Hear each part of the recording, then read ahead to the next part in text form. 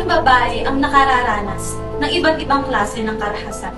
Kadalasan, tayong mga babae, hindi natin maramdaman ang kaligtasan. Ilang babae at bata pa ang kailangan magdusa sa kamay ng karahasan. Ilang tahanan pa ang masisira dahil sa takot at mga abuso. Ngunit may batas na nagproprotekta sa kanila, ang Republic Act 9262 Anti-Violence Against Women and Their Children Act of 2004.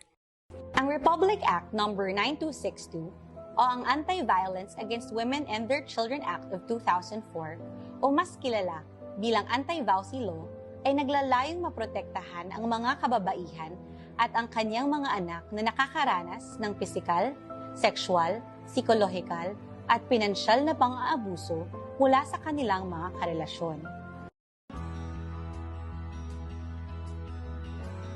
Women supporting women is a powerful force that can create positive change in our society. When women come together to uplift and empower each other, we create a community where every woman has the opportunity to succeed. Sa tulong ng batas, ng mga opisyal at ng mga taong handang tumulong, maaari kang makalaya sa takot. Hindi ka nag-iisa, may mga taong handang lumaban para sa iyo.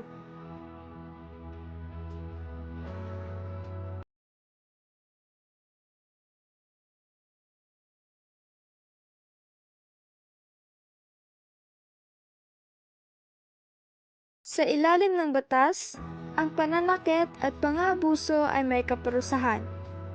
Ang bawat sugat ay may hilom, ang bawat takot ay may katapusan, at ang bawat babaeng lumalaban ay may tagumpay na naghihintay. Babae ka. Babae ka. Babae ka. Babae ka. Babae ka. Babae ka.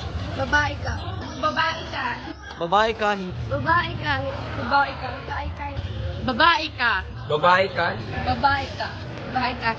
Babae ka. Hindi babae lang. Hindi babae lang. Hindi babae lang. Hindi babae lang.